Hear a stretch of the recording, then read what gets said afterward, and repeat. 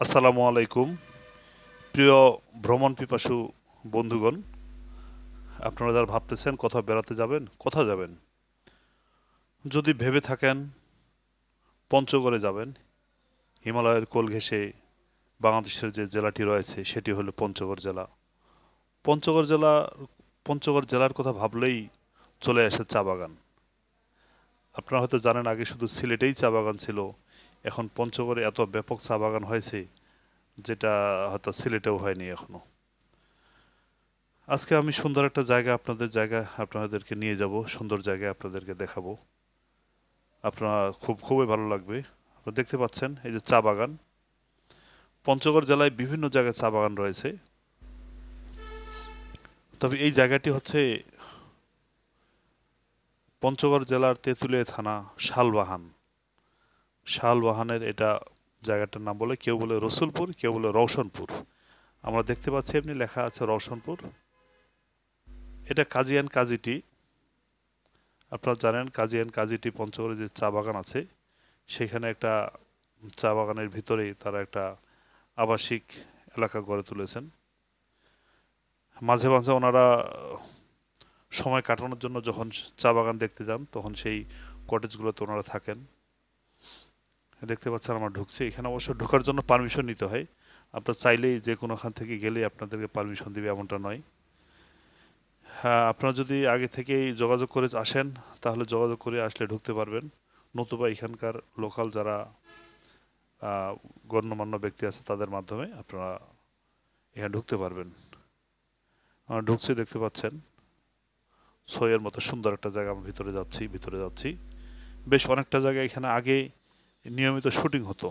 আপনারা যারা জানেন না, বিভিন্ন মিউজিক ভিডিও করতে চান, বিভিন্ন নাটক করতে চান বা সিনেমা করতে চান, এত একটা সম্পূর্ণ সিনেমা বা নাটক এখানে আপনারা করতে পারবেন।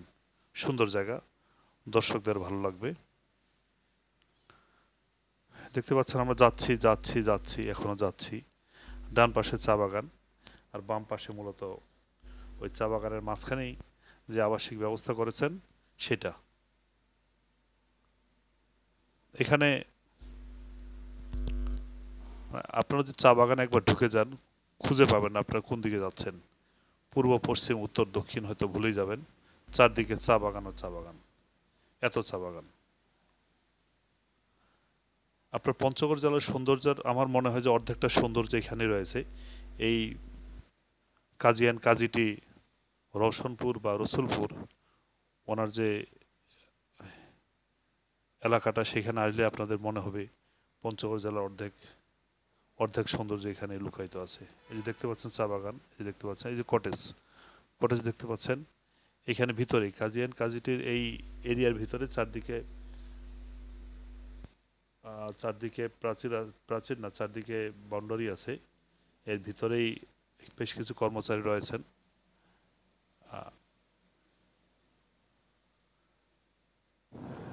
কটেজগুলো অবশ্য থাকার জন্য না, তবে ওনাদের কাছে পারমিশন নিয়ে আসলে হয়তো থাকতেও পারবেন। এমনি সাধারণ মানুষের জন্য থাকার জন্য না। অনেকগুলো কটেজ রয়েছেন। ওনারা বছরে একবার হয়তো বা বছরে একবার দুইবার, 2 বছরে একবার আসেন। তার জন্য লক্ষ লক্ষ কোটি কোটি টাকা খরচ করে এখানে কটেজগুলো তৈরি করেছেন। আমার মনে হয় এটা সবার জন্য উন্মুক্ত যদি করে দেন তাহলে ভালো হয়, মানুষ একটা এত সুন্দর একটা জায়গা দেখতে পেত। আমি এখানে কয়েকবার গেছি অবশ্য, 2বার বা 3বার, এটা সহ 3বার। আমার সঙ্গে কেউ পঞ্চগড়ে বেড়াতে গেলেই আমি তাদেরকে আমন্ত্রণ জানাই যে চলেন এই জায়গাটা দেখে নিয়ে যাই। এবং যতজন দেখেছে জায়গাটা দেখার পরে সবাই এটা প্রশংসা করছে, এত সুন্দর জায়গা। এই যে দেখতে পাচ্ছেন কটেজগুলো মাটি থেকে উপরে, অর্থাৎ নিচের দিকে ফাঁকা কিন্তু। এবং একটা কটেজ থেকে আরেকটা কটেজ যাওয়ার জন্য দেখতে পাচ্ছেন, যাওয়ার জন্য কিন্তু রাস্তা রয়েছে।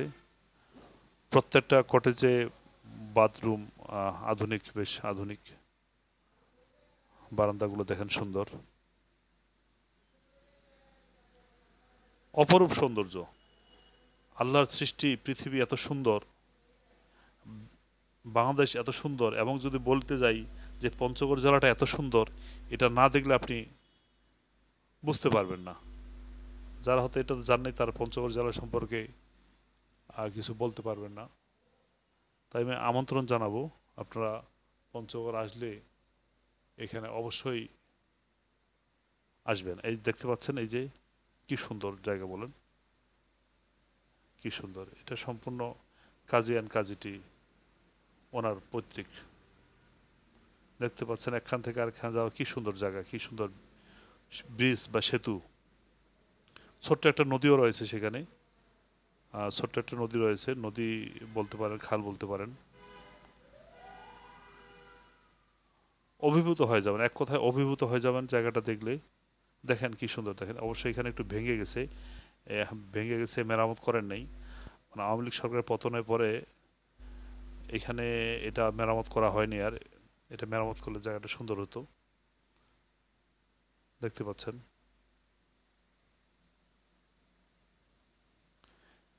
একটা কটেজ থেকে আরেকটা কটেজ যাওয়ার জন্য ব্রিজ বা সেতু, নদীর উপর দিয়ে ব্রিজ বা সেতু আছে, কালভার্ট রয়েছে হাঁটার জন্য। ওই পাশে দেখতে পাচ্ছেন ওই ফেরার সুন্দর জায়গায় দেখতে পাচ্ছেন দূরে একটা কটেজ। সম্পূর্ণ এরিয়াটা অনেক বড়, অনেক বড়। এই যে নদীটাও দেখতে পাচ্ছেন, নদীটাও দেখতে পাচ্ছেন। আমার বারান্দায়, এই যে বারান্দায় উঠছি, বেশ কিছু গাছ দেখতে পাচ্ছেন, এগুলো পরিষ্কার করে নেই। 5 তারিখের পর থেকে মূলত এটা হয়েছে।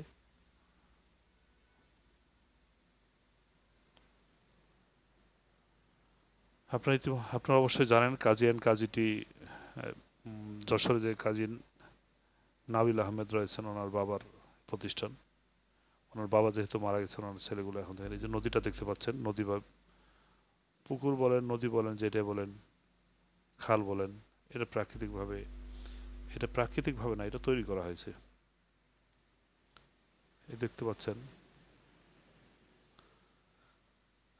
আপনাদেরকে আহ্বান জানাবো, যদি আমার এই ভিডিওটি আপনাদের ভালো লাগে, জায়গাটা যদি ভালো লাগে, তাহলে অবশ্যই আমার চ্যানেলটি সাবস্ক্রাইব করবেন। এবং কেমন লেগেছে, জায়গাটা কেমন লেগেছে অবশ্যই জানাবেন। জানালে আমি উপকৃত হব, খুশি হব। আল্লাহ হাফেজ।